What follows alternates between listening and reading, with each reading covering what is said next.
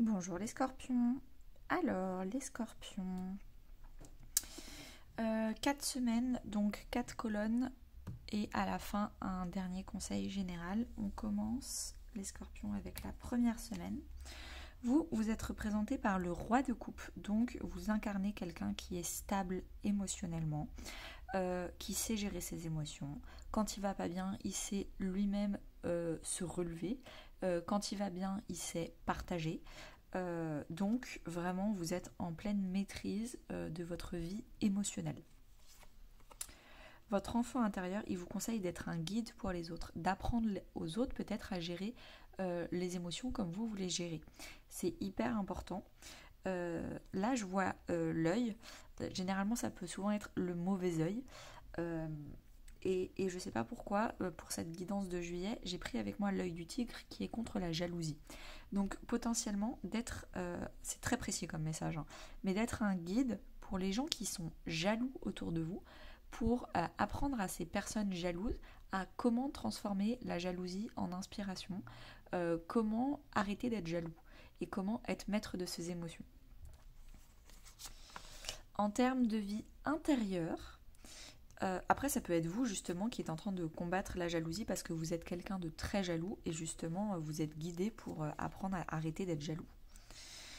Euh, En termes de vie intérieure, vous avez le nœud sud. Donc, vous êtes en train de travailler votre zone de confort. Le fait d'avoir le courage de changer, d'évoluer, d'apprendre, de se tromper, de se relever, de... Et c'est compliqué pour vous parce qu'en fait là vous êtes en train de répéter encore et encore des comportements du passé parce que vous avez trop d'orgueil pour vous avouer à vous-même qu'en fait votre façon de faire n'est pas la bonne. Euh, et, et en fait, là, la vie est en train de vous montrer qu'il y a d'autres façons de faire et il y a juste votre orgueil, votre ego qui vous bloque pour apprendre une nouvelle façon de faire. En termes de vie intérieure, de vie professionnelle, pardon, vous avez projet de cœur. Vous avez une activité, un travail, un loisir, quelque chose au quotidien que vous faites qui vous fait vibrer, les scorpions. Vraiment, ça anime votre cœur. Vous êtes trop content quand vous le faites. Vous avez plein de bonnes émotions. Suivez votre cœur, pas votre tête, hein. Suivez votre cœur dans votre travail. En termes de vie relationnelle, donc que ce soit famille, amis ou couple, vous passez votre temps à faire des choix à la place des autres, à prendre des décisions à la place des autres, à avoir le syndrome du sauveur, c'est-à-dire à prendre en considération tout le temps les émotions des autres avant les autres. Vous passez votre temps à vous sacrifier en vous disant non mais moi je suis capable de supporter ça, les autres ils sont pas capables de comprendre, ils sont pas capables de faire, donc je vais le faire à leur place. Il va falloir arrêter ça, il va falloir arrêter de toujours faire passer les autres avant soi.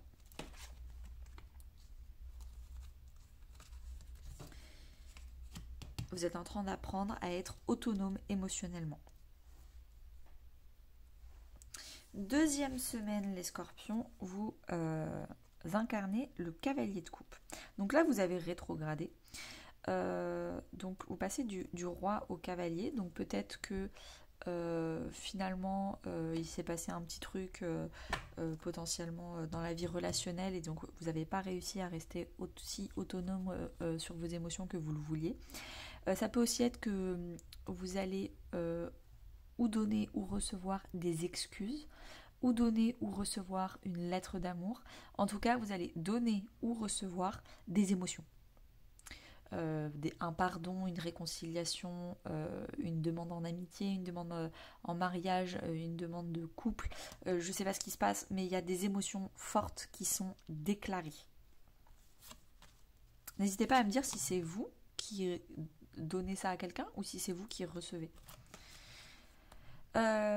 Votre enfant intérieur, il vous conseille de vous protéger, de savoir dire non avec calme quand il le faut et de savoir dire oui quand il le faut également. Donc c'est juste une question de périmètre. Restez dans votre périmètre, n'allez pas dans le périmètre des autres et si d'autres personnes viennent dans votre périmètre, vous dites non.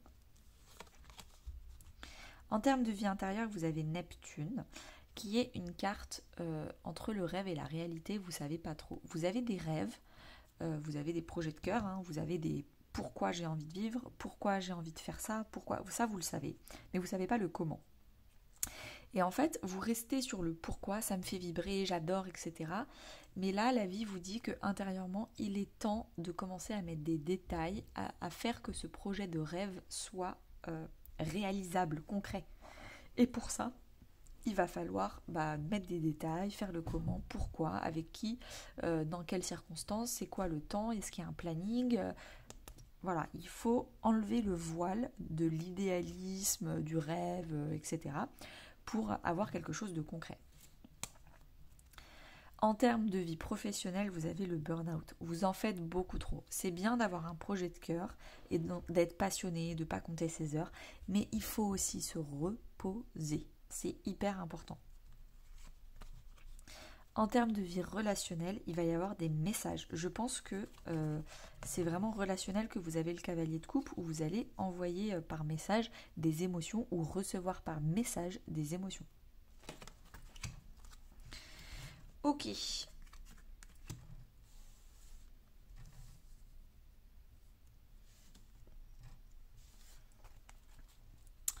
C'est parti. Troisième semaine, vous incarnez un autre roi, cette fois-ci, le roi d'épée. Donc, vous êtes stratège, vous réfléchissez beaucoup, vous faites un planning dans votre tête, votre communication, elle est parfaite, impeccable.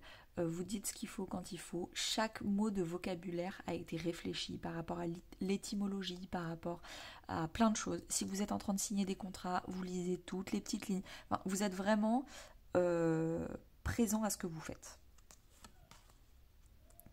En termes de conseils de votre enfant intérieur, on a le foyer. Le foyer, il y en a deux. Il y a le foyer intérieur, donc la stabilité de vos émotions. Est-ce que vous arrivez du coup à mettre des mots sur ce que vous ressentez? Donc le roi d'épée, c'est le maître du langage. Hein. Donc vous arrivez à exprimer intérieurement et extérieurement vos émotions, vos besoins, vos valeurs, vos demandes. Et également le foyer intérieur, donc vous vous occupez de votre maison, vous êtes en train de ranger, vous êtes en train de nettoyer, de vous faire un cocon, un nid là où vous vous sentez bien. En termes de vie intérieure, vous avez la maison 3, qui est la maison de la communication. Donc avec le roi d'épée, c'est raccord. C'est la maison de la communication intérieure, donc déjà un état d'esprit positif, un dialogue intérieur qui est positif, vous êtes encourageant, je peux le faire, j'apprends, c'est trop bien, t'es trop forte, t'es trop fort, tu t'améliores chaque jour. À contrario, il y a un état d'esprit négatif, c'est trop beau pour être vrai, c'est pour les autres, c'est pas pour toi, de toute façon toi t'es nul, de toute façon personne va t'écouter. Non. Le négatif, on l'enlève, on garde la communication positive intérieure. Et comme vous vibrez et vous pensez du positif à l'intérieur de vous, eh ben, vous parlez positivement. Votre langage est en train de changer. Vous commencez à réellement incarner le roi d'épée qui a une communication qui n'est pas dans l'auto-sabotage, dans la dérision. Non, vous êtes une communication positive à l'intérieur et à l'extérieur. C'est ce que vous êtes en train de travailler. Sachant que là, c'est la carte de la vie intérieure. Je pense que dans un premier temps, vous êtes en train de travailler votre communication intérieure pour que plus tard, peut-être en août, ça arrive sur une communication extérieure positive. Mais d'abord, tout part de l'intérieur. En termes de vie professionnelle, vous avez des choix à faire. Il y a le mauvais choix, qui est le choix de la fierté, l'orgueil, la reconnaissance publique, l'ego. C'est vraiment le mauvais choix. Et vous avez le bon choix qui est le choix du cœur, de la reconnaissance de soi. Si vous savez que vous faites du bon travail, vous n'avez pas besoin que les autres le disent. L'intuition, et c'est ça qu'il faut prendre. Quelque chose qui vous anime, qui vous satisfait émotionnellement et pas quelque chose qui satisfait la société. En termes de vie relationnelle, vous avez des ruptures, donc que ce soit famille, amis ou couple, il y a des cassures, il y a des choses qu'il faut arrêter parce que votre cœur est en train de pleurer, clairement. Il va falloir le consoler.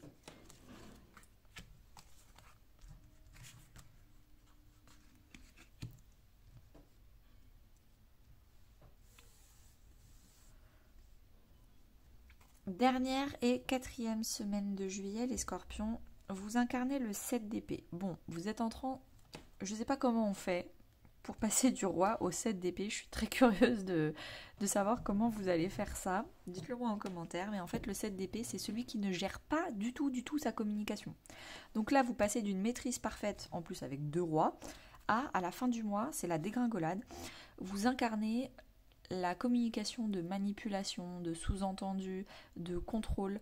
Je fais exprès de dire ça pour que l'autre dise ça parce que moi je veux ça. Vous êtes dans une surstratégie. Peut-être que c'est le roi d'épée à outrance qui est parti dans un excès de stratégie.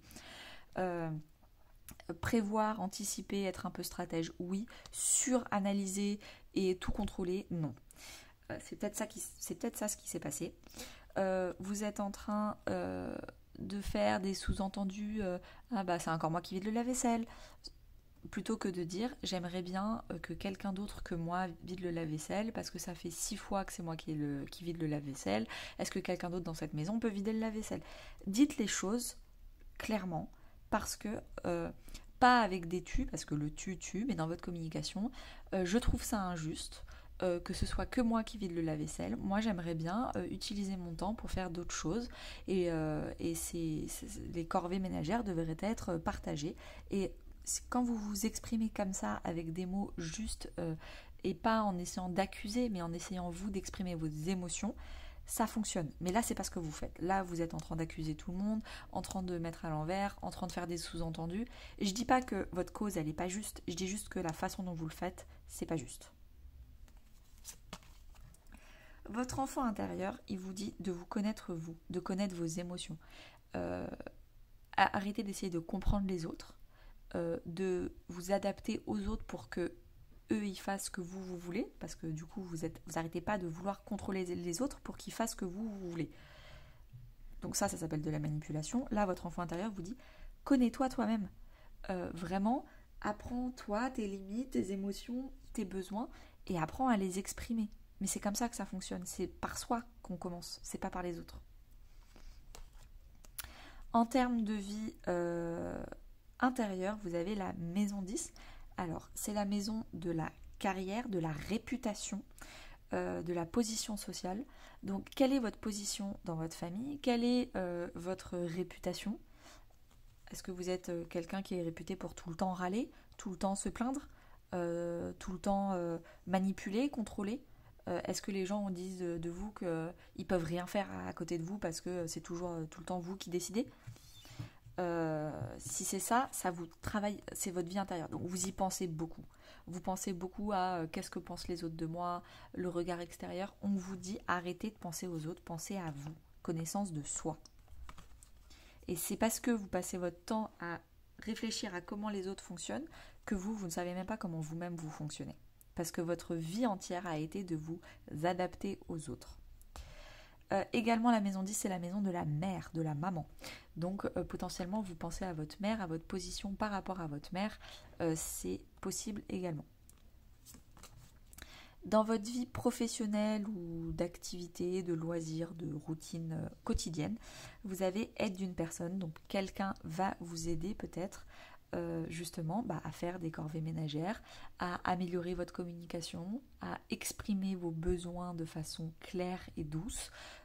C'est possible. Dites-moi comment vous êtes aidé. Si c'est dans votre vie professionnelle, peut-être que vous êtes en burn-out, c'était là et quelqu'un vous apprenait à déléguer. C'est possible également. En termes de vie relationnelle, donc famille, amis ou couple, vous avez âme sœur, flamme jumelle. Donc si c'est couple, flamme jumelle, c'est un parcours spirituel spécifique, donc ça vous parlera, tant mieux. En tout cas, avec les âmes sœurs, vous êtes attirés. Donc je considère qu'on a une dizaine d'âmes sœurs dans sa vie. Et les âmes sœurs, c'est tous les gens avec qui on a une complicité, avec qui c'est simple, c'est fluide, il n'y a pas besoin de faire de compromis. On a le même humour, ça peut être une voisine de palier, ça peut être un ami, ça peut être... Enfin bref. Plein de gens autour de soi. Et en fait, vous êtes en train d'attirer à vous des âmes sœurs qui vous font énormément de bien dans votre vie personnelle. Alors les scorpions, on va aller tirer une dernière carte conseil.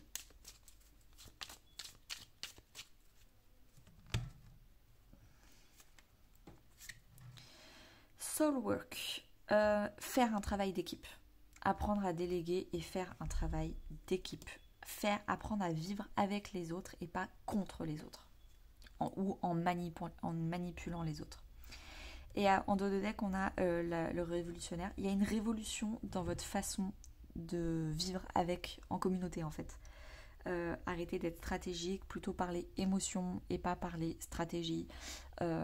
Donc je pense que ça va être très important pour vous ce mois de juillet les scorpions. N'hésitez pas à liker, commenter, partager pour soutenir mon travail, ça me ferait très plaisir. Et à bientôt!